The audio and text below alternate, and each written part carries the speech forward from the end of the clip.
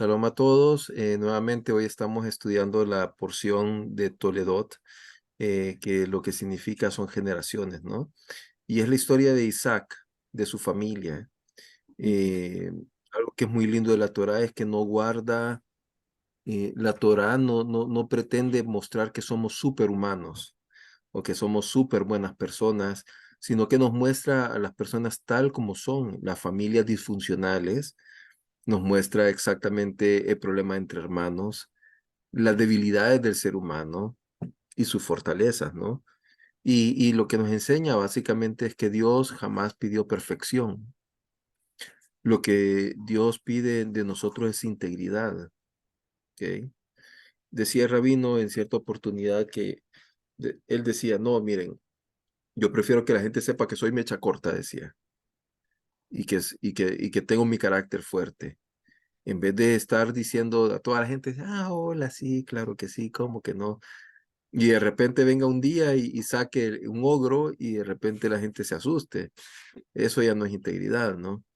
También obviamente es buscar las buenas costumbres, las buenas cualidades, las buenas midot, pero obviamente si tengo un problema de carácter, voy a tratar de controlar ese problema de carácter, por decir algo, ¿ok?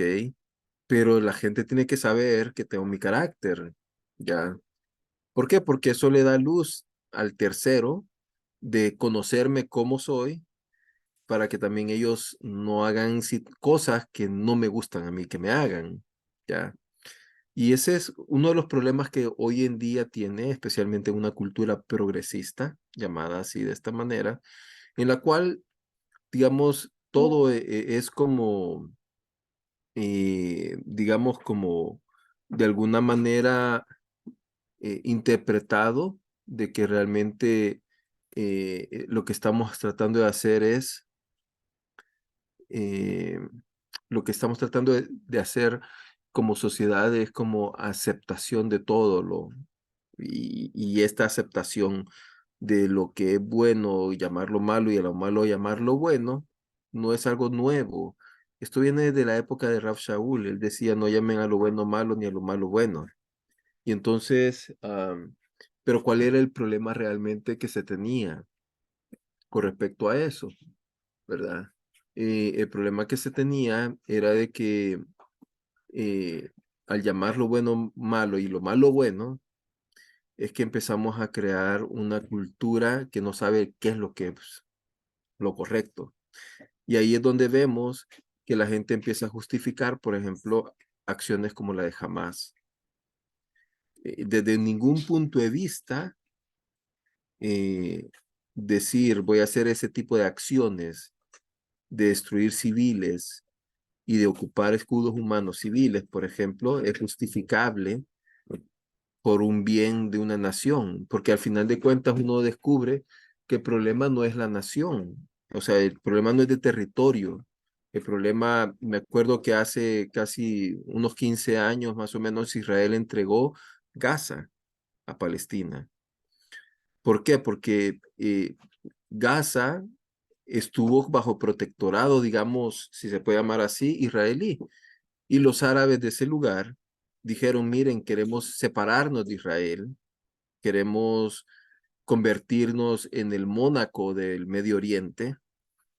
E Israel salió, sacaron inclusive a sus muertos, para que tengan una idea digamos, del nivel de compromiso que agarró Israel. Y dijeron, con esto va a haber paz, ¿ya? Y llegaron muchos árabes egipcios con la esperanza de que iban a tener un mejor lugar para vivir. Eso fue Eh, cuando Ariel, ¿Y qué discúlpeme, es lo eso que fue cuando sucedió? Ariel No ganó. solamente tuvieron un problema serio con respecto al tema de la infraestructura que encontraron, porque encontraron casas, encontraron eh, una agricultura fuerte, era un lugar exportador muy fuerte al mundo, altamente productivo, tenían edificios, tenían infraestructura que dejaron los israelitas, tenían fábricas, etcétera. Y se suponía que con el cambio que había hecho Israel de entregar esa tierra, pues iba a haber un boom económico. 15 años, 20 años después, ¿qué es lo que encontramos en esa zona? destrucción, miseria. No ha progresado. Los miles de millones que se ocuparon para cavar túneles, para poner bombas en escuelas, para enseñar a los niños a matar israelíes. O sea, es decir, lo que quiero decir es que no se logró, digamos, el acuerdo y se puede comprobar que no es un tema de territorio, porque Israel se dio territorio. Ahora a ese territorio que se dieron ellos le llaman una mega cárcel, pero realmente no es cárcel, porque ellos tienen salida al mar, al Mediterráneo, ellos tienen salida al sur, a Egipto, tienen salida para Israel inclusive, porque tenían visas de trabajo para Israel. Entonces, eh, pero ¿qué es lo que sucedió? Decidieron ir por un grupo llamado Hamas y el grupo lo que ha hecho es menos lo que era un progreso como país. Entonces, esto lo que se trata es sinat hinam, odio gratuito. De eso es esta guerra, de la destrucción de Israel solo por el deseo que de destruirlo. No es un deseo de, digamos, quiero prosperar. O sea, todos los demás países le podrían dar más espacio a los palestinos, pues. Es decir, tienen lugar donde meterse. Cuando uno ve el puntito Israel en medio de todos los pueblos palestinos, digamos, Palestina como tal no existe, pero, digamos, de todos estos pueblos árabes alrededor tienen tierra, o sea, es decir, no es un tema de tierra. Israel puede salir de Israel, inclusive, y eso lo van a destruir, porque, porque sencillamente es la destrucción, de eso se trata todo, de destruir, de aniquilar, y eso está en su mente, en su corazón. Y lamentablemente ese mismo espíritu vemos inclusive en nuestros países latinoamericanos, no tan presente como Israel, que es un conflicto, digamos, entre dos pueblos, pero sí vemos, por ejemplo, gente que en nuestras comunidades que sencillamente quiere destruir todo, quiere quebrar todo, no quiere progresar en nada, quiere vivir del subsidio de los demás, critica al que produce, que le da trabajo. O sea, es decir, es algo que lo vemos no solamente en esa zona, sino que lo vemos en todas las naciones, ¿verdad? Yo he llegado a un punto de ver cómo esta mente progresista se denigra tanto al punto que me parece que hace un par de días vi que había una mujer que se creía un cerdo. Es decir, y de repente yo decía, ¿y esta mente progresista qué es? Que responde a la gente, ¡ay, ay, ay! Entonces, o sea, es decir, hemos llegado a la ridiculez de la ridiculez. Entonces, pero de eso se trata. Voy a compartir pantalla porque definitivamente creo que va a ser bien importante poder visualizar esto. Quizás voy a iniciar, aunque no es parte de la porción de esta semana, pero pues me decía, quiero ver, ok, me decía Isabel de que una amiga se le acercó y le dio Lucas 19, 40-44. Yo honestamente no lo he leído como para decir qué es lo que dice, ok, pero lo quisiera leer porque decía esta señora, es que Israel está siendo castigado porque no ha aceptado a Cristo. Entonces, quiero saber qué es lo que dice, honestamente. ¿Ok? Pero yo creo que es bien importante. Dice, está hablando Yeshua y dice, pero él respondió, les aseguro que si ellos se callan, gritarán las piedras. Y dice, eh, y esto está referido en Habacuc, dice 2:11. Que dice Habacuc 2:11, dice, por esto hasta las piedras del muro claman y resuenan las vigas del enmaderado. O sea, es decir, ¿qué es lo que está diciendo acá? Me imagino que está hablando de algún tema de un testigo en el templo, ya, de lo que está sucediendo y que el mismo templo va a hacer, va a anunciar algo, ¿no? Y dice, Cuando se acercaban a Jerusalén, Jesús vio la ciudad y lloró por ella. Está hablando de Jerusalén entonces. Dijo, ¿cómo quisiera que hoy supieras lo que te puede traer paz? Pero eso ahora está oculto a tus ojos. Te sobrevendrán días en que tus enemigos levantarán un muro, te rodearán y te encerrarán por todos lados. Te derribarán a ti y a tus hijos dentro de tus murallas. No dejarás piedra sobre piedra porque no reconociste el tiempo en que Dios vino a salvarte. Ok. Creo que aquí honestamente no está hablando de los tiempos de ahora. Creo que Yeshua en ese momento estaba actuando como profeta y estaba hablando de la destrucción de Roma. ¿Ok? Eh, Cuando dice en la primera parte que van a gritar las piedras, ¿se acuerdan lo que conmovió a Ezra a reconstruir el templo? Dice que él llegó a la zona del templo y vio los muros caídos, es decir, él vio las piedras, ¿ok? Cuando él ve las piedras, ¿qué es lo que le impacta a él? Ver el muro, los muros destruidos, desolada la tierra, ¿no? Pero esas piedras impactaron algo en su mente, en sus sentidos, que hizo que moviera su espíritu, se conmoviera tanto, que impulsara la reconstrucción del templo, la restauración del culto digamos, la restauración de las cosas como en tiempos anteriores. Entonces, definitivamente, eh, cuando él dice que si ellos callan, es decir, eh, los Yehudín callan, ¿qué es lo que va a suceder? Van a gritar las piedras, van a hacer exactamente lo mismo que sucedió en la época de Ezra. Van a hablar. Hoy en día están hablando el templo, ¿no?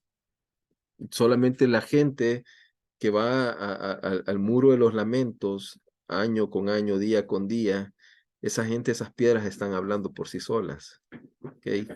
Porque hay una energía muy especial en esa zona. Entonces, creo que eso se está cumpliendo. Ahora, lo que él dice acá, que van a venir, dice que los ojos de Israel en ese momento estaban vedados, porque le estaba haciendo culto a ellos lo que estaba pasando. Esto más o menos tiene que ver un poco con lo que se recuerdan Eliseo con Gesi, que le decía a él, mira, tú no ves que aquí está un ejército y el otro no lo veía, ¿verdad?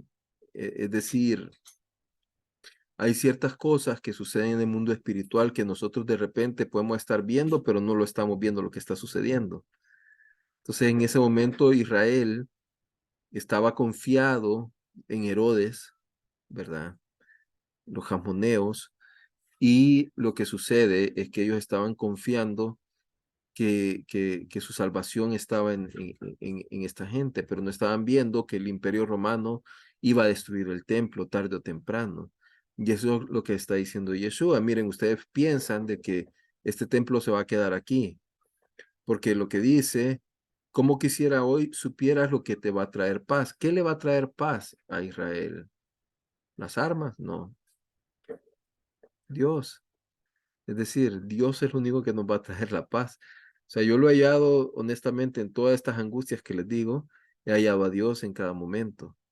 Entonces, eh, pero a veces Dios se oculta y no vemos que exista ahí la paz. Y dice, te sobrevendrán días en que tus enemigos levantarán un muro, te rodearán y encerrarán por todos lados. Esto sucedió en el año 70 cuando destruyeron Israel. Israel fue sitiada, literalmente Jerusalén fue sitiada. Ellos rodearon, levantaron muros y destruyeron todo lo que quedaba ahí. Y entonces, es decir, eso sí se cumplió, o sea, lo que aquí está diciendo Yeshua. Te derribarán a ti y a tus hijos dentro de tus murallas. Eso se cumplió también. No dejarán piedra sobre piedra, que es lo que sucedió con el templo cuando lo destruyeron, porque no reconociste el tiempo en que Dios vino a salvarte. ¿Cuándo es el tiempo que Dios vino a salvarte? Es lo que aquí dice John Pecudá, es el tiempo del reconocimiento de la visitación de Dios. digamos que Dios continuamente nos está visitando, pero muchas veces no tomamos conciencia que Dios está diciéndonos, hey, mira, es tiempo de cambiar, hombre, es tiempo de mejorar, es tiempo. Y seguimos insistiendo, no, no va a pasar nada, no va a pasar nada. Y de repente viene la destrucción. No reconocí el tiempo en que Dios me estaba dando una oportunidad, ya, sino que hasta que viene el problema grande y uno dice, ay, Dios, ay, de verdad ayúdame.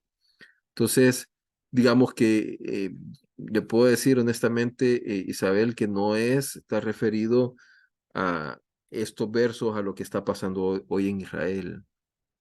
Es decir, esto fue una profecía que se cumplió en la destrucción del templo de Jerusalén. Ya. Ahorita Israel, ni siquiera Jerusalén está siendo rodeada, no han levantado un muro, no, sencillamente lo que han hecho es atacar a Israel, este, como realmente lo hemos visto en estos días, ¿no? Lamentablemente. Ahora, digamos que yo quisiera compartirles este salmo que yo lo he estado tomando mucho en mi mente, Tehilim 36, y dice para el director del siervo de Jehová, de David, la palabra de transgresión para el impío, dice, en medio de mi corazón, es que no hay temor de Dios delante de sus ojos. Y eso es lo que estamos viendo con este grupo jamás. No hay temor de Dios. Ellos piensan que están haciendo la voluntad de Alá, que Dios, pero realmente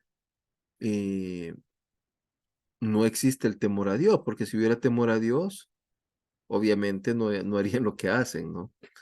Y dice, porque allanó el camino delante de él, ante sus ojos, para descubrir su iniquidad para aborrecerlo. Es decir, él lo que hizo fue preparar el camino delante de él y él mismo se fue ensegando, pensando que estaba haciendo la voluntad de Dios, pero realmente no la estaba haciendo. Él se estaba mostrando su iniquidad que había dentro, dice.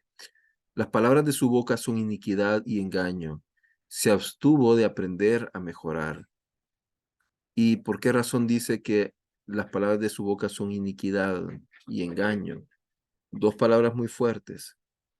Engaño porque la misma gente cae en el engaño de decir, no, si lo que estoy haciendo es correcto. Y la iniquidad, porque la iniquidad no es una maldad, la iniquidad existe algo que me hace digamos, es un nivel arriba de la maldad, porque es una maldad con una intención de destrucción. Y dice, las palabras de su boca son iniquidad y engaño, se abstuvo de aprender a mejorar. Es decir, no es que no supiera lo bueno, no es que no supiera cuál era el camino correcto, sino que esta persona, dice, se abstuvo, es decir, él mismo se autorrestringió de aprender a mejorar. Es decir, nunca decidió, sabiendo hacer lo bueno, nunca decidió hacerlo. ¿Ok? Entonces dice, piensa en iniquidad en su lecho, está en camino que no es bueno, no rechaza el mal. Está hablando de una persona que está bien mal, ¿no? Oh Señor, hasta los cielos está tu bondad, tu fe es hasta el cielo. Entonces aquí David está comparando este pobre tipo que le está haciendo leña su día a día, ¿verdad? Y ahí empieza a clamar, Dios, tu bondad es hasta el cielo. Tu caridad es como los montes poderosos, tus juicios, o sea, tus juicios son tus juquim, son como el vasto abismo. Tú salvas tanto al hombre como a la bestia, oh Señor. Miren qué lindo esto, porque ustedes saben de que inclusive la gente jamás cuando entró a Israel empezó a matar perros. O sea, es decir, no tuvieron misericordia de nada. Así. Dice, cuán preciosa es tu bondad, oh Dios, y los hijos de los hombres se refugiarán en la sombra de tus alas. Se saciarán de la grosura y del torrente de tus delicias y les darás de beber, porque contigo está la fuente de vida. En tu luz veremos la luz. Es decir, Dios es lo que nos da, ¿se acuerdan que Yeshua decía, y brotarán fuentes de algo así como decía, eh, brotarán ríos de agua viva de su interior? Aquí el salmista le está diciendo que quién es el río de agua viva. Dice, porque contigo está la fuente de la vida. O sea, de repente vamos a empezar a ver a Dios dentro de nosotros, ¿no? En nuestra acción, en nuestro diario vivir, en nuestra protección. En tu luz veremos la luz. Interesante, porque la luz de Dios es lo más pristino que puede haber, ¿no?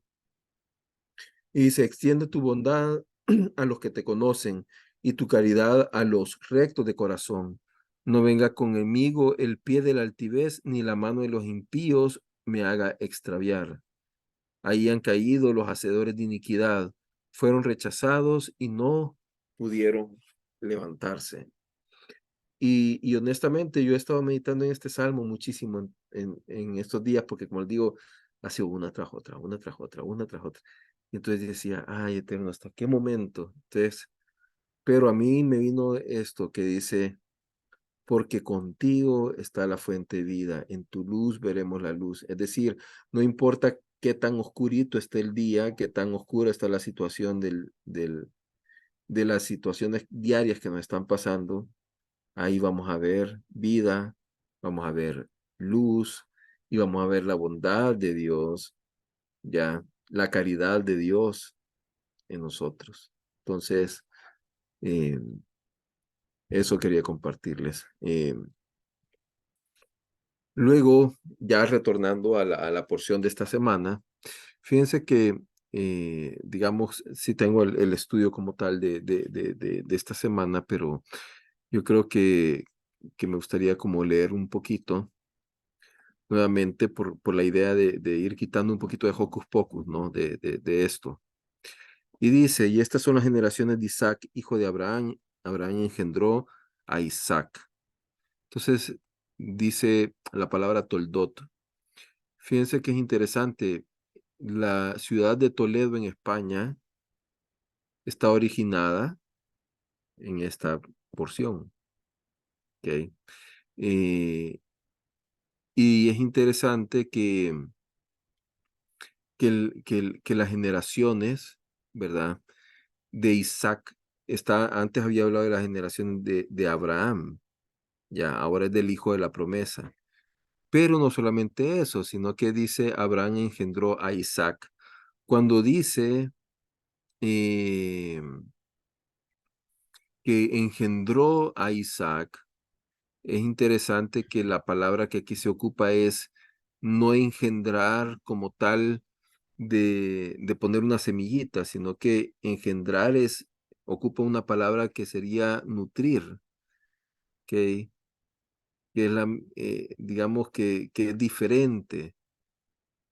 ¿Por qué? Porque, digamos, la semilla puede caer en un lugar, pero el engendramiento de la semilla que está muerta y de repente empieza a surgir es porque esa semillita recibe nutrientes que hacen que empiece a producir vida.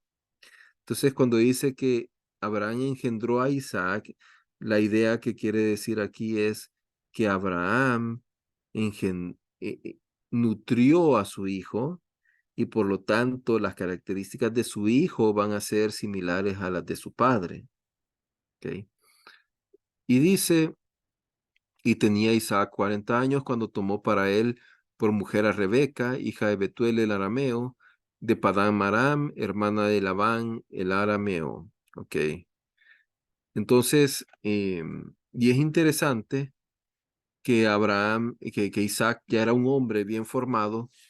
Obviamente tiene ciertas características que Isaac no era un guerrero. Isaac era un hombre muy de un casero, digamos.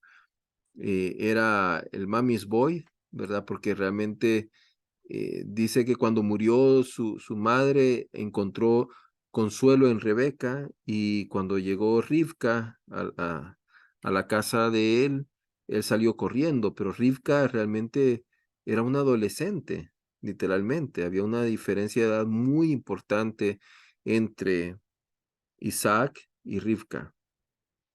Sin embargo, dice que la agarró como que fuera su mamá, porque se la llevó de un solo la fue a llevar al cuarto de su mamá. Y ahí dice que Isaac se consoló, es decir, Isaac era un hombre muy sentimentalista, ¿ok? Y luego dice, entre este verso y el siguiente verso han pasado casi 20 años juntos. O sea, es decir, Isaac ya tiene 60 años. Y dice, y oró Isaac al Eterno frente a su mujer, que oraba también, porque era estéril.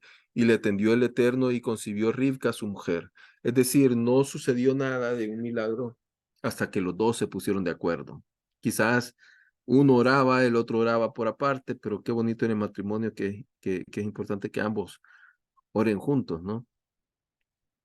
Y, y esa es una parte muy interesante, porque dice que oró frente a su mujer. Es decir, durante tantos años estuvieron orando por separados. Y luego pasan ya casi los 9 meses, después de entre el verso 21 y 22, y dice, y lucharon los hijos en su vientre. Y ella dijo, si es así, ¿por qué deseé yo esto? Y fue a consultar al Eterno. Ok, ¿qué es lo que sucede? De que no era un embarazo normal. Tenía a dos niños muy tremendos en el estómago. Yo nunca he sentido tener un bebé en el estómago, honestamente, pero yo me acuerdo que cuando yo veía a Evelyn embarazada, yo veía cuando se le levantaba la pancita, porque los bebés se mueven adentro y de repente tiran una su patadita, y más cuando comen un poquito de un jugo de naranja, como que se excitan más los bebés dentro de la pancita y se mueven más. Entonces, la cuestión de que ahora tiene dos, pero eso era algo terrible lo que la pobre mujer estaba sufriendo, ¿no? Y ya no aguantaba Rivka en la situación, pero dice que fue ella, no con su esposo, ella sola fue a consultar al Eterno. ¿Y a quién fue a consultar? Podríamos decir, ¿no? Pues bueno, dice el Midrash que fue a consultar a la casa de Eber y a la casa de Shem. En este momento todavía estaba vivo Abraham, estaba vivo el tatarabuelo de ellos, ¿verdad? Que era el hijo de Noah, que es Shem, y estaba vivo Eber, ¿ok? Y dice que de ahí es que también sale la explicación, ¿no? Que cuando pasaba por un lugar de esos complicados de pecado, Esab se levantaba y empezaba a tirar más patadas. Y cuando pasaba por una casa de estudio decían, ah, no, Jacob era el que le daba duro todo, ¿no?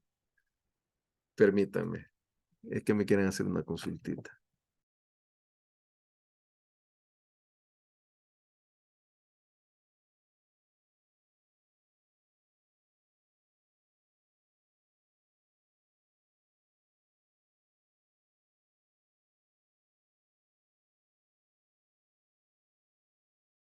Es que tengo que ver todo, es que todo.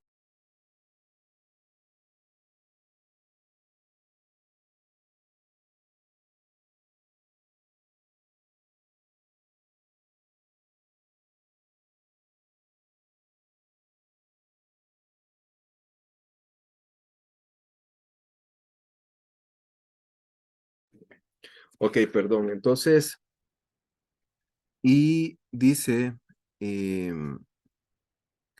fue a consultar al Eterno. Y le dijo el Eterno, o sea, es decir, no es el Eterno directamente hablándole a Rivka, sino que aquí es el profeta a quien ella fue a consultar que le está dando una respuesta del Eterno. Cuando le dice, y el Eterno le dijo a Rivka, es porque a través de ese hombre de Dios le está dando una respuesta. Y le dijo el Eterno, dos naciones hay en tu vientre, dice, y dos reinos en tus entrañas se dividirán. Una nación más que otra nación se volverá fuerte y la mayor servirá a lo menor. ¿Quién es la nación que se va a volver fuerte? Porque Esab era el fuerte, Jacob era el débil. Entonces lo que está diciendo Jacob se va a volver fuerte. Y Esav, en este caso, va a servir a Jacob. Es lo que está diciendo básicamente. Y se cumplieron sus días para parir, y aquí gemelos en su vientre. Entonces, a este momento Isaac sabía algo. ¿Alguna vez supo Isaac de esto? No. El texto lo que nos está diciendo, lo que Rivka sabía. Entonces aquí vemos un problema de matrimonio, comunicación, y muy fuerte. Hay una diferencia de edad también. No sabemos si Isaac trataba a Rivka como que fuera su hija y no como su esposa. No lo sabemos. ¿Ok? Y dice, y salió el primero, rubicundo, todo él como cubierto con un manto de pelliza, y llamaron su nombre Esaú, Esav.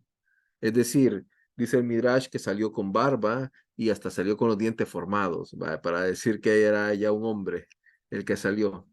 No, tal vez no era tan así, pero lo que quiere decir que era muy peludito, muy velludito, y era rojizo. Y ese Esav lo que quiere decir es rojizo, ¿no? Entonces, pero también quiere dar una idea de rojizo de sangre, ¿ok? Es decir, que era violento, es la idea. Y después salió su hermano y su mano trabada al talón de Esaú. Y llamó su nombre Jacob, que eso lo que quiere decir es talón, ¿no? De Akev, Ekev. Y dice, y tenía Isaac 60 años de edad cuando los parió Rebeca. Es decir, habían pasado 20 años desde que se casaron. Y crecieron los niños. Y fue Esaú diestro cazador, hombre de campo, y Jacob hombre íntegro, es decir, que habitaba en tiendas. Y esta es una cualidad muy interesante, porque los niños ya se vuelven adolescentes en este momento. Eh, de hecho, se dice que el día que murió Abraham, que venían de enterrar a Abraham, fue el día que se vendió la primogenitura. Eh, y dice que Esaú era diestro cazador. ¿Quién más fue diestro de cazador? Anteriormente vimos que era Nimrod. Dice que Nimrod era un poderoso cazador. De ahí también sale el Midrash, que lo mismo, el día que le vendió la primogenitura venía de matar a Nimrod, ok, Esaú, y venía cansado. Y dice que era hombre de campo. En cambio, Jacob dice que era un eh, Ishtam, era decir, era un hombre íntegro, un hombre que le gustaba como lo pacífico, lo tranquilo, era lo opuesto. Y dice que habitaba en tiendas. Llamaba Isaac a Esaú porque comía de su casa, y Rivka amaba a Jacob. O sea, aquí vemos también otro problema. Aparte de la comunicación, las preferencias, ¿ok? Las preferencias en la familia. Rivka se inclinaba más por un niño marcadamente, y Esaú era el preferido de su padre. Y dice, y cocinó Jacob un guisado, y vino Esaú del campo y estaba cansado. Por eso es que dice que venía a matar a Nimrod. Venía cansado y venía del campo, dice. Y dijo Esaú a Jacob, llena mi boca, te ruego, de esta lenteja roja que estoy cansado. Por eso llamó su nombre Edom, rojizo. Ahora, si ustedes ven en lo que está diciendo Esaú, está hablando de los placeres materiales, de los placeres en el corto plazo, ¿verdad? ¿Por qué? Porque lo que él quiere en ese momento es llena mi boca, es decir, satisfacer una necesidad física, una necesidad material sin importar qué. Es como aquella gente que dice, no, yo ahorita necesito tomarme una cerveza y lo que sea necesario, pero me la tengo que tomar la cerveza, no importa si no tengo pisto, si tengo que ir a saltar a quien sea, yo necesito una cerveza ahorita. Vive por la gente por el impulso de querer las cosas ya, para satisfacerse. etcétera. Y dice, y dijo Jacob, véndeme como el día, es decir, a la luz del mediodía, cuando la luz está lo más claro posible, tu primogenitura, es decir, eh, no se la robó, como más tarde dice, se la vendió. Y dijo Esaú, he aquí que yo voy camino de la muerte, ¿y para qué me sirve la primogenitura? Es decir, él desprecia la primogenitura. Y dijo Jacob, júrame como el día, es decir, que sea súper claro esto. Y él le juró y vendió su primogenitura a Jacob. El tema era cómo lo iba a lograr, ¿no? Y dice, y Jacob dio a Esaú pan y guisado de lentejas, y comió y bebió, y se levantó y se fue. Y despreció Esaú la primogenitura. Y ahí cierra la primera parte, ¿no? Es decir, sucede algo cuando ellos tienen 15 años, cuando su padre le dio la bendición, cuando ellos ya tenían como 67 años. Es decir, se llevó a cabo todo lo que vemos después, años, muchísimos años después. Es decir, este fue un acontecimiento de jóvenes y ahora 40, 50 años más adelante va a suceder ya la capitalización de este evento. Y entonces dice, capítulo 26, y hubo hambre en la tierra, además de la primera hambre que hubo en los días de Abraham. Y fue Isaac a donde estaba Abimelech, no era el mismo rey que conoció a su padre, rey de los filisteos en Gerar. Y se le apareció el Eterno y dijo, ¿cómo se le apareció el Eterno? A través de un sueño, a través de una visión.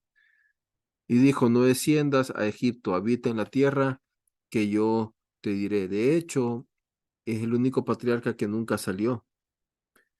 ¿Y por qué razón no permite Dios que salga? Porque Dios sabía el tipo de carácter que era él. Él era muy dócil, muy tranquilo, ¿no? Pero iré en esta tierra y estaré contigo y te bendeciré, porque a ti y a tu descendencia daré todas estas tierras y confirmaré el juramento que juré a Abraham tu padre. Y multiplicaré tu descendencia como las estrellas de los cielos y daré tu descendencia a todas estas tierras y serán benditas por tu descendencia todas las naciones de la tierra. Porque escuchó Abraham mi voz y guardó mi sentencia, mis mandamientos, mis estatutos y mis leyes. En este sentido, lo que dicen aquí los sabios es que Abraham tuvo como una visión de lo que iba a venir descrito en la Torá, de una manera muy milagrosa, ¿no? Ahora, es interesante también que cuáles fueron los aspectos de Abraham. Dice, escuchar la voz de Dios cuando salió de allá de la tierra, guardar mi sentencia, es decir, lo que él dijo que tenía que hacer, lo guardó, mis mishpatim, mis hukim y mis torot, ¿ok? Mi betorai, dice. Entonces, mi jukotai, mi misbotav, ¿no? Entonces, ahora dice, y habitó Isaac en Gerar. Y preguntaron los hombres del lugar sobre su mujer, y él dijo, ella es mi hermano, porque temió decir, es mi mujer. No sea que me maten los hombres del lugar a causa de Rivka, porque ella es hermosa a la vista. El mismo error del padre se está volviendo a repetir en su hijo. Y sucedió que ahí, y se sucedió que ahí se prolongaron los días para él de su estancia, y miró a Abimelech, rey de los filisteos, por la ventana, y vio que Isaac jugaba maritalmente con Rivka, su mujer. Y llamó a Abimelech a Isaac y dijo, pero he aquí que ella es tu mujer, ¿por qué dijiste ella es mi hermana? Y le dijo Isaac, porque pensé, tal vez yo muera por causa de ella. Y dijo Abimelech, ¿qué es esto que nos hiciste? Por poco se hubiera acostado uno del pueblo con tu mujer y hubieras traído culpa sobre nosotros. Él ya sabía lo que le había pasado al padre de él, ¿no? Y entonces, y dice, y ordenó a Abimelech, dice, a todo el pueblo diciendo, el que tocare a este hombre y a su mujer ciertamente morirá. Y sembró Isaac en aquella tierra y halló, dice, cosechó aquel año 4 veces, ¿no? 100 por 1. Es decir, él cosechó, sembró uno y le daban 100, ¿ok? Básicamente, y el Eterno lo bendijo. Y se engrandeció el hombre y fue creciendo más y más en los bienes hasta que se volvió muy grande, es decir, se volvió muy poderoso, igual que su padre. Y dice, y tuvo posesión de rebaños y posesión de ganado y gran servidumbre, y los filisteos le tuvieron envidia. Y todos los pozos que abrieron los siervos de su padre en los días de Abraham, su padre, los filisteos los cerraron y llenaron de polvo. Bien parecido a nuestros gazatíes, ¿no? Porque eso es lo que hicieron ellos, honestamente. Ellos cerraron los pozos de Israel sencillamente para tirar de allí bombas. Y dice, y le dijo Abimelech a Isaac, vete de nosotros porque te has hecho poderoso, mucho más que nosotros. E Isaac se fue de allí y acampó en el valle de Gerar y habitó allí. E Isaac volvió a abrir los pozos de agua que habían cavado en los días de Abraham su padre y los habían cerrado los filisteos después de haber muerto Abraham. Y los llamó con los mismos nombres que los había llamado su padre. Y cavaron los siervos de Isaac en el valle. Dice, y encontraron ahí pozos que brotaba.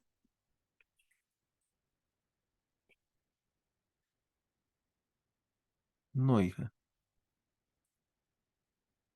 Ajá, va, aquí abajo. Y dice, y cavaron los siervos de Isaac en el valle y encontraron ahí pozos de agua que brotaban. Y riñeron los pastores de Gerar con los pastores de Isaac, diciendo, a nosotros nos pertenecen las aguas, y llamó el nombre de aquel pozo Esec, riña, porque había altercado con él. Y cavaron otro pozo y también riñeron por él, y a este le llamó su nombre Sidná, oposición. Y salió de ahí y cavó otro pozo y no riñeron por él, y llamó su nombre Rehobot, ensanche. Y dijo, porque ahora nos hizo ensanchar el Eterno, y fructificaremos en la tierra. Y subió de ahí a Beersheba. Y dice, y se le apareció el Eterno aquella noche y le dijo, es decir, en una visión se le apareció Dios, es lo que quiere decir, mientras él dormía. Yo soy el Dios de Abraham, tu padre, no temas porque yo estoy contigo y te bendeciré y haré multiplicar tu descendencia por causa de Abraham, mi siervo. Y aquí entonces entra un concepto muy judío, que es los méritos de, ¿ok? En el judaísmo existe una idea muy interesante en el cual, digamos, cuando una persona ha hecho un esfuerzo y ha logrado méritos, digamos, obtener algún favor del Eterno, eso es contado y son como mis acciones presentes están sirviendo como una cuenta bancaria, digamos, para mis futuras generaciones que digan, ah, por los méritos de mi padre, por ejemplo, tuve estudios, ¿ok? O sea, mis hijos son bendecidos por los méritos que yo estoy haciendo en el presente. No sé si me voy a entender. Entonces, eh, en este caso, nosotros lo que hacemos es que recordamos al Eterno. Mira, recuérdate, Eterno, de lo que le prometiste a Abraham, ¿no? Mira, recuérdate los méritos que hizo Isaac. Mira los méritos que hizo nuestro padre Jacob. Mira los méritos que hizo Yehoshua. Mira los méritos que hizo el profeta. Mira los méritos de Rabino. Es decir, de los sadik, de los justos. Todo eso es algo que se empieza a generar en el mundo espiritual y por eso es que nosotros somos llamados a ser excelentes personas, no solo en el corto plazo, sino que también en el largo plazo. ¿Por qué? Porque mis acciones presentes van a afectar a las futuras generaciones. Por ejemplo, fíjense, yo hace poco vi la historia de una familia en Brasil que ellos llegaron y compraron un cierto número de acres que se habían convertido en desierto debido a la deforestación agrícola en Brasil. Y ellos no tenían mucho dinero y lo mismo hizo alguien en la India. Era un desierto muy grande el que él compró y se lo vendieron barato el desierto, porque era desierto ya. Y ellos empezaron a sembrar un árbol, 5 árboles, 20 árboles, 40 árboles. Y en el paso del tiempo, ahora, después de 30 años de haber hecho esa acción, hoy tienen bosques, ambas, personas. Los animales volvieron a su hábitat natural. Empezó a surgir agua nuevamente, empezaron a brotar del agua de la zona, empezaron a recibir lluvia de la zona. Entonces, por los méritos de esa persona, en este caso, hoy hay un bosque para las futuras generaciones de ese lugar específico, de ese bosque en India, de ese bosque en Brasil. Entonces, ese tema es bien interesante porque en el cristianismo dicen, usted ora en el nombre de Jesús. No sé si lo han escuchado, pero es una idea mal interpretada de lo que significa eso.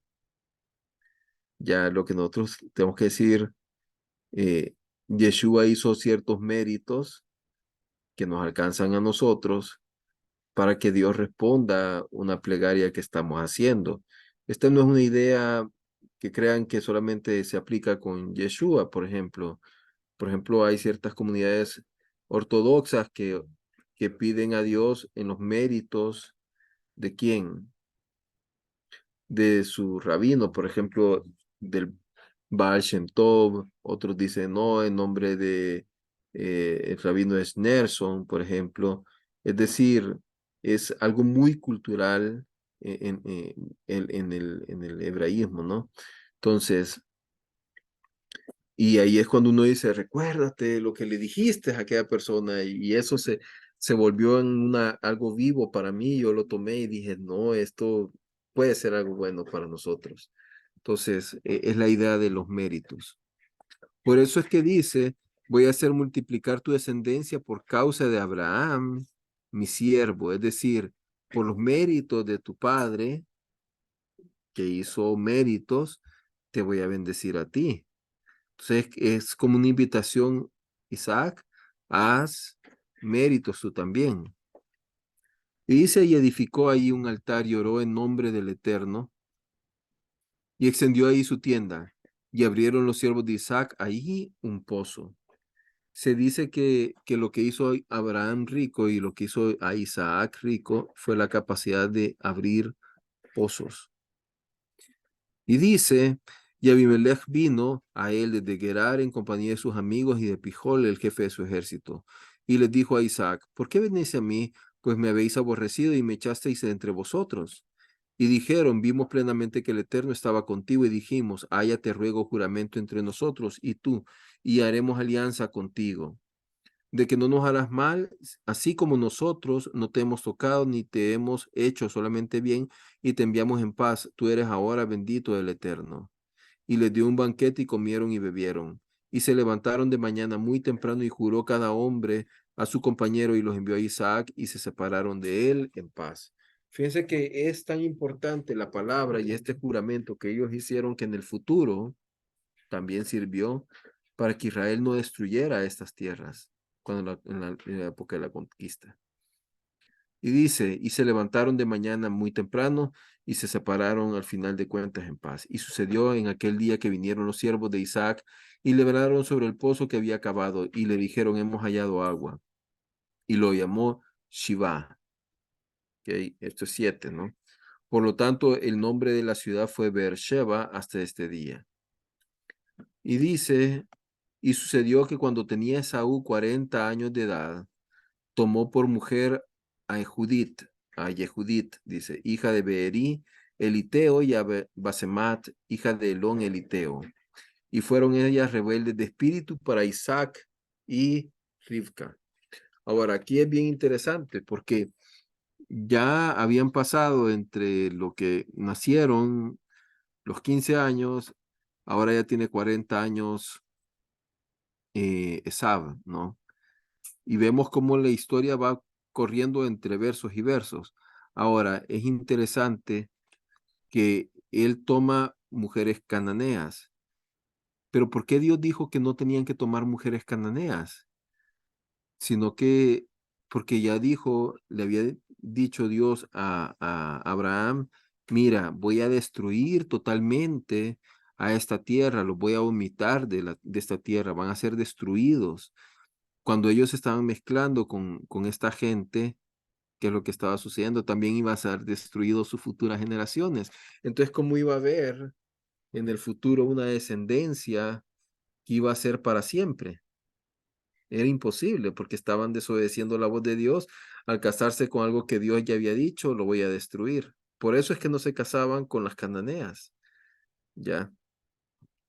Sin embargo, Esau hace lo mismo y es interesante porque dicen los sabios de Israel, mira cómo se llamaba esta mujer. Tenía apariencia buena, pero más adelante da los nombres de estas mujeres. Ada, eh, Loamí creo que se llamaba la otra, ¿verdad? Entonces, y así van dando los diferentes nombres de las mujeres de él, porque al final de cuentas se termina casando también con una ismaelita. Entonces, de ahí sabemos que no fue destruido todo, porque se terminó casando también con una mujer de Ismael, con una hija de Ismael. ¿Ok? Ahora, lo interesante es que estas mujeres eran idólatras también. Y al ser idólatras, por eso dice, y ellas fueron rebeldes de espíritu para Isaac y para Rebeca. ¿Por qué? Porque ellas invocaban a un Dios que no era el mismo de los padres. ¿Ya? Entonces yo pienso que cuando existe un tema de idolatría por medio, a uno como padre le causa congoja, ¿no? Definitivamente. Entonces, por eso es que dice, ellas fueron rebeldes de espíritu. Y dice el Midrash que ellos lo que ofrecían era un incienso. Y ese incienso le provocó la ceguera a Isaac. Ahorita ya tienen 40 años, ¿no? Y dice, y sucedió que cuando envejeció Isaac, se le oscurecieron los ojos para ver. Entonces, ¿cómo se relaciona esto con lo que acabamos de leer? El incienso viene y lo pone ciego a Isaac. La idolatría en su casa. Ahora dice, eh, no decía que estaba ciego, porque si no hubiera dicho claramente, estaba ciego. Era como, podríamos decir, una catarata, no sé, ¿verdad? Tenía una nube de repente. Entonces, y segundo, dice que había envejecido. Aquí ya Isaac, ¿ok? Tenía 60 años cuando nacieron sus hijos. Cuando ya su hijo de 40 años se casó, ella tenía 100 años. Y ahorita él ya tiene más o menos 117, 120 años aproximadamente en este momento. Entonces él está pensando, híjole, ya me voy a morir, aunque duró muchos más años. Pero él estaba pensando en lo que su madre vivió. Su mamá murió a los 127 años, ¿no? Entonces, ya por eso es que dice que estaba envejecido. Y llamó a Esaú, su hijo mayor, y le dijo, hijo mío. Y él le dijo, heme aquí, y dijo, he aquí que ahora envejecí y no sé el día de mi muerte. Es decir, ya estaba preocupado él por esto.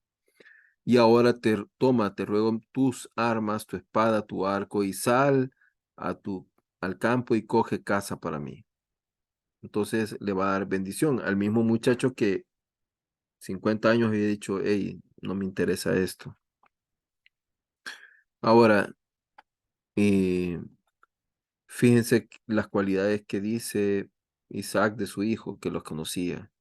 Tus armas, tu espada, tu arco. O sea, todo lo que tenía que ver con este muchacho era violencia. Y dice, y hazme guisados sabrosos como me gustan, y tráemelos y comeré para que te bendiga mi alma antes de que muera. Y Rebeca escuchaba cuando Isaac hablaba a Esaú, su hijo, y se fue Esaú al campo para coger caza y traerla. Y Rebeca habló a Jacob a su hijo diciendo, he aquí que he oído a tu padre hablando con Esaú, tu hermano, diciendo, tráeme caza y hazme guisados y comeré y te bendeciré delante del Eterno antes de mi muerte. O sea, es un complot totalmente, ¿no? Y ahora, hijo mío, escucha mi voz en lo que te mando. Ve, te ruego al rebaño, y toma para mí de allá 2 buenas crías de cabras, y haré de ellas guisados para tu padre como a él le gustan. Y traerás a tu padre, y comerá para que te bendiga antes de su muerte. Y dijo Jacob a Rebeca su madre: He aquí que Esaú, mi hermano, es hombre velloso, y yo soy hombre lampiño, es decir, no tengo vellos. Quizá me palpará mi padre y seré a sus ojos como un embaucador, y traeré sobre mí maldición, no bendición. Y le dijo su madre: Sobre mí sea esta maldición tuya, hijo mío. Oye tan solo mi voz y anda y tráemelas. Fíjense que después de este pasaje, Rivka no vuelve a aparecer en la Torá. Es decir, o murió o le pasó algo, pero no sabemos, pero desaparece de repente del texto. Es decir, podemos asumir que sí Dios la castigó con una maldición, no sabe qué era. Segundo, eh, vemos que Jacob era íntegro porque le dijo: Mira, es lo que estamos haciendo es incorrecto, mamá. Sin embargo, la mamá era manipuladora y dijo: No, lo vamos a hacer. Y entonces, y ella fue la que orquestó todo esto. Dice: Y fue, las tomó y las trajo a su madre, hizo a su madre guiso sabroso, como le gustaban a su padre. Y Rebeca tomó las ropas más aseadas de su hijo mayor Esab, que tenía con ella en la casa. Y aquí cuando dice que tenía las ropas más aseadas, era porque dice que Esab, siempre que iba donde su padre, se presentaba con las mejores ropas. Es decir, él honraba a su padre. Y dice, y Jacob, que tenía en su casa, y vistió Jacob su hijo menor. Y las pieles de las crías de las cabras se la puso sobre sus manos, sobre la parte lisa de su cuello. Es decir, aquí de repente vamos a ver una palabra interesante también en hebreo, que es kenedet midat, kenedet midat, que es medida por medida. ¿Esto qué quiere decir? Lo que yo hago se me puede revertir y me puede pasar a mí. Que la gente en la calle usualmente dice la ley del karma, ¿no? Pero es diferente. Por ejemplo, digamos, él engañó a su padre con una piel de un cabro. ¿Con qué animal le engañaron en el futuro después a Jacob? Con sangre de un cabro, por ejemplo. Ahí vemos la medida por medida, ¿no? Entonces, después de eso, así engañaron a su padre durante 20 años. Él trabajó eh, con ese dolor, ¿verdad? Porque aquí se va, y 20 años permaneció engañado también, eh, pensando que su hijo había muerto, Yosef. Ahora dice, y puso los guisos sabrosos y el pan que había dado preparado en las manos de Jacob, su hijo. Y dice, y fue a su padre y le dijo: Padre mío, y él respondió: Heme aquí, ¿quién eres, hijo mío? Y dijo Jacob a su padre: Yo soy Esaú, tu primogénito, y he hecho como me dijiste. Levántate, te ruego, siéntate y come en mi casa, para que bendiga tu alma. Y dijo Isaac a su hijo: ¿Cómo es que le encontraste tan pronto, hijo mío? Y él respondió: Porque el Eterno, tu Dios, me la ha puesto delante. Eh, y dice, y dijo Isaac a Jacob: Acércate, te ruego, y te palmaré, hijo mío, para ver si eres mi hijo Esaú o no. ¿Ustedes creen que después de 60 años no se va a dar cuenta que es Jacob? Claro, dentro de sí, eh, Esab era un hijo que no tenía méritos, y el padre sabía que eso era así. No podía ocultarlo, aunque fuera su preferido. Y él ya había recibido, obviamente, la bendición de Dios para bendecir a su hijo, pero era la excusa perfecta. Y se acercó Jacob a su padre, al cual lo palpó y dijo: La voz de Jacob es, pero las manos son las manos de Saúl. Y no le reconocía porque sus manos eran como las manos de Saúl, su hermano, vellosas, y le bendijo. Y dijo: Tú eres mi hijo Esaú. Y respondió: Yo soy. Es decir, su padre sabía quién era. Y dijo, tráeme y comeré de la casa de mi hijo para que te bendiga mi alma. Y se le acercó y comió y le trajo vino y bebió. Y le dijo Isaac su padre, acércate, te ruego, y bésame, hijo mío.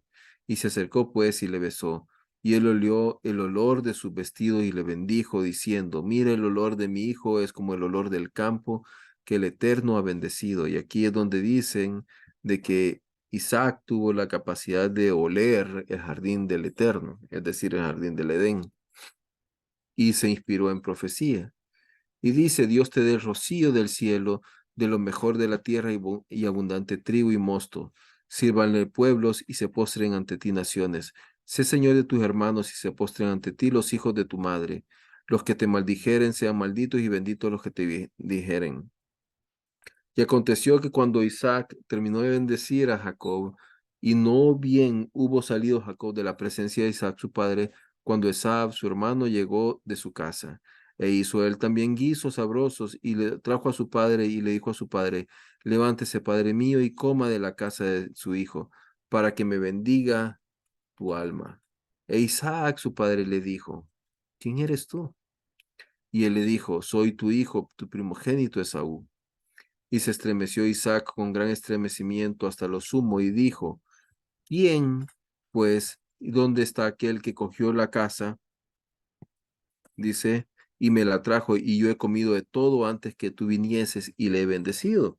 También será bendito. ¿Qué es lo que sucede? Eh, Isaac comprende que lo que Dios bendice, el hombre no lo puede maldecir.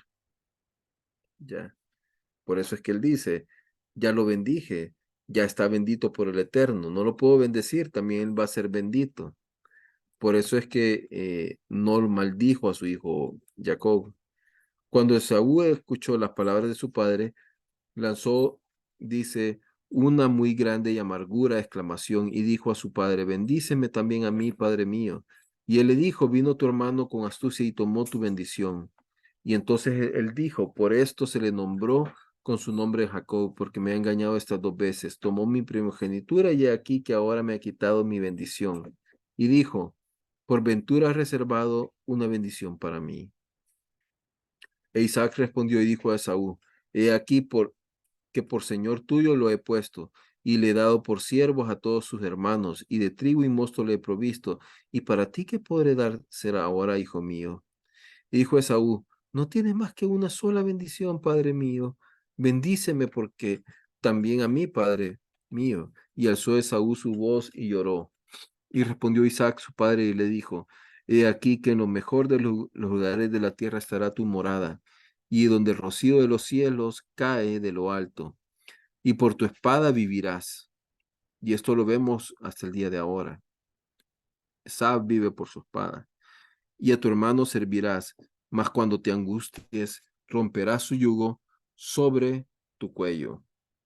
Dice en Segunda de Reyes o Segunda de Crónicas, no me acuerdo, que esto se llegó a cumplir, esta profecía, porque dice que Edom se quitó el yugo de Israel, tal cual está así escrito, lo voy a buscar para después, pero bueno, eh, y guardó rencor Esaú a Jacob por la bendición con que le bendijera a su padre, y dijo Esaú en su corazón, llegarán los días del duelo de mi padre, y mataré a Jacob, mi hermano. Y fueron denunciados a Rebeca